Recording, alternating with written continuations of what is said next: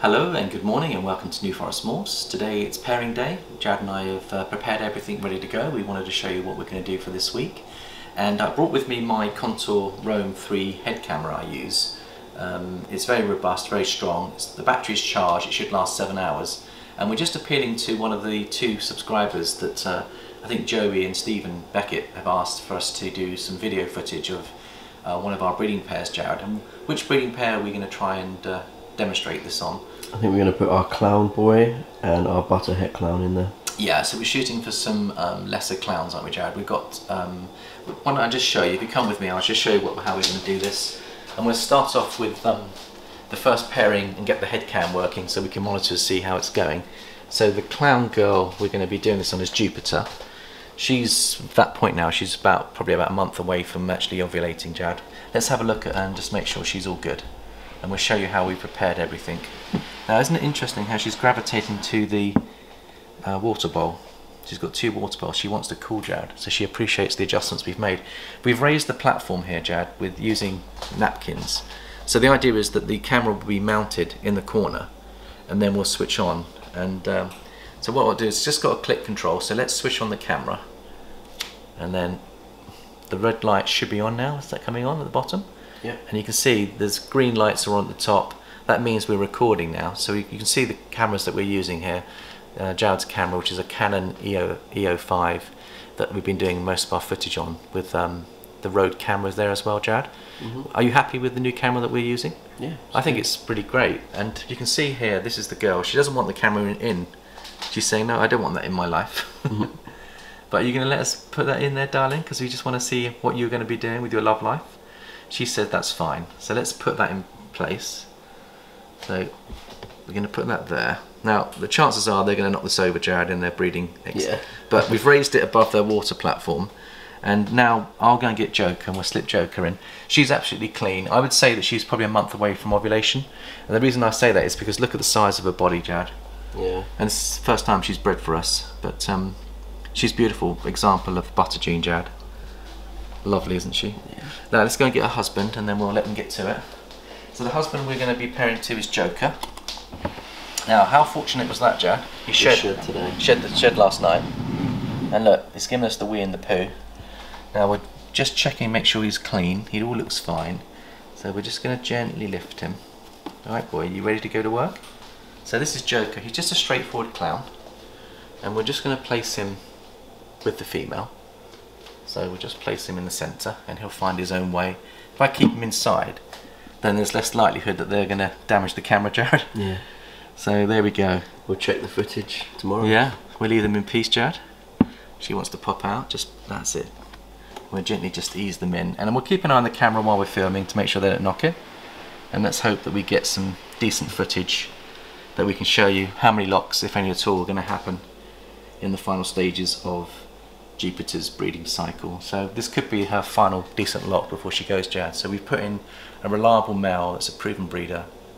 He's proven out to us last year, so I think this is a really good approach that we're taking. We'll keep an eye on the camera, and there's enough light coming in. Look, she's investigating the camera. She's wondering, what's this?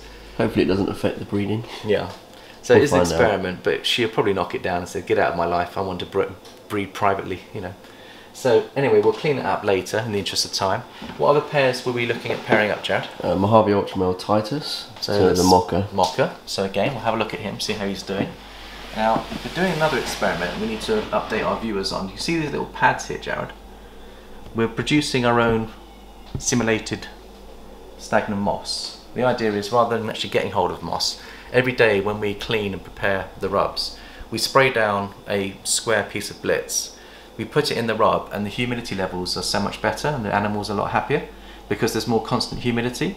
And it's only cost 1p and it takes us 10 seconds to do that, doesn't it, Jared? So we're going to carry on with that method just to see how that impacts on their long-term health and their durability. So Titus, come to Daddy. He's looking lovely, Jared. Need to get you a step ladder. I need a step ladder. But here he is. He's absolutely gorgeous, Jared.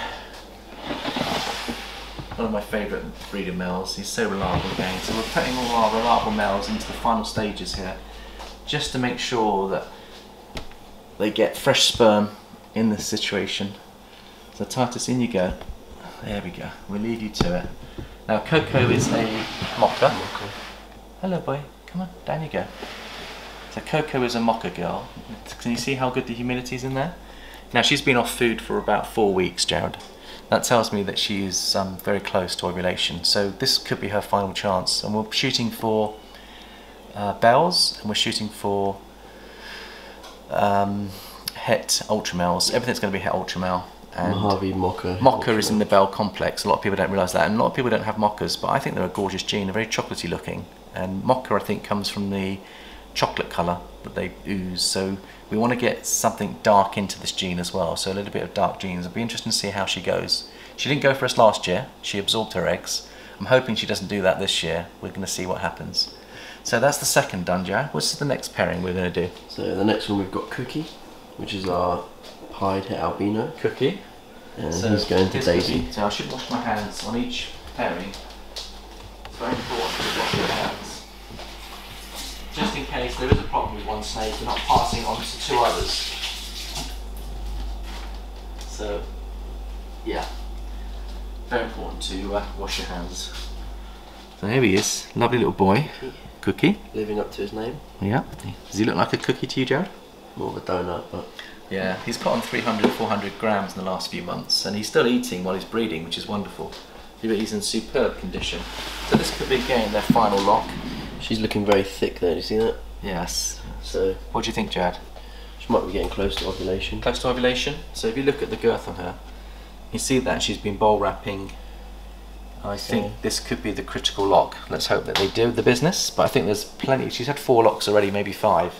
But this is just, to use Rob at Raw Balls, he said the most important lock is the final lock before ovulation. And do you know why that is, Jared? To get fresh sperm in there. Get your freshest sperm you possibly can in the female. Then you reduce the risk to having infertile eggs if you get fresh sperm in there. We know that the girls can keep